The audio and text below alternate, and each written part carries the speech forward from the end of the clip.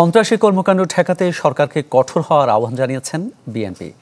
EU রাষ্ট্রদূত Michael মিলারের সাথে বৈঠক শেষে দলটির স্থায়ী কমিটির সদস্য আমির খসরু মাহমুদ চৌধুরী বলেন, দেশের মানুষ এখন নির্বাচনের প্রতীক্ষায়। এ অবস্থায় সন্ত্রাসী তৎপরতা প্রতিরোধে আইনশৃঙ্খলা বাহিনী সচেষ্ট থাকবে বলেই প্রত্যাশা তাদের।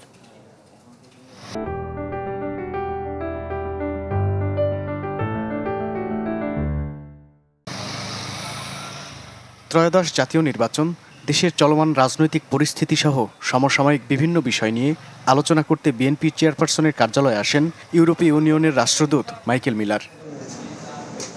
বৈঠকে বিএনপি মহাসচিব মির্জা ফখরুল ইসলাম আলমগীর ছাড়া উপস্থিত ছিলেন দলটির শীর্ষ নেতারা। প্রায় 1 ঘণ্টার বৈঠকে বাংলাদেশের সুষ্ঠু নির্বাচনের মাধ্যমে গণতন্ত্র ফিরে আসবে বলে প্রত্যাশা করেন মাইকেল মিলার। আগামী নির্বাচনে পর্যবেক্ষক পাঠানোর কথাও জানান ইইউ রাষ্ট্রদূত। তাদের অবজারভার পাঠাবে।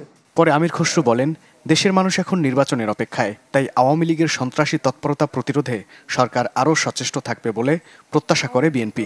আওয়ামী লীগ তো নির্বাচনের রেসেও নাই, দেশেও নাই, আওয়ামী লীগ নেত্রীও নাই, সুতরাং এটা আলোচনার কোনো বিষয় হতে পারে আমরা মনে করি। আর এরকম সন্ত্রাসী কর্মকাণ্ড তো যে কেউ, আওয়ামী লীগ কেন, যে কেউ করতে পারে। তো সন্ত্রাসী কর্মকাণ্ড তো এটার থেকে যদি আপনি সুরক্ষা চান, তাহলে আইন শৃঙ্খলা বাহিনীকে তাদের দায়িত্ব পালন করতে হবে সঠিকভাবে। এদিকে অন্য এক অনুষ্ঠানে বিএনপির সিনিয়র যুগ্ম মহাসচিব রুহুল কবির রিজভী বলেন, নির্বাচন পেছাতেই গণভোটের দাবি তোলা হচ্ছে। ফ্যাসিবাদীদের বিষয়ে সবাইকে সচেতন থাকার আহ্বানও জানান তিনি। ভোট না দেওয়ার যে মানুষের যে বেদনা, সে বেদনাকেও আপনারা উপহাস করেছেন পিআরের কথা বলে। পিআরে তো কোনো প্রার্থী থাকবে না, সেটা নিয়ে আপনারা কয়েকদিন হইচই করলেন। এখন জুলাই সনদ এর আইনি ভিত্তি দিতে হবে, আইনীকরণ করতে হবে, দিতে হবে। তাহলে আপনি আসল কাজটা করবেন কখন?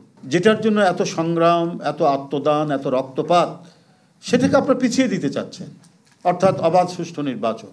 জাতীয় নির্বাচনের মধ্য দিয়ে গঠিত সংসদ ছাড়া জুলাই সনদের আইনি ভিত্তি দেওয়া সম্ভব নয় বলেও মনে করেন বিএনপি নেতারা। সেই পার্লামেন্ট আগে রচিত হতে হবে। মাহবুবুর রহমান, চ্যানেল 24, ঢাকা।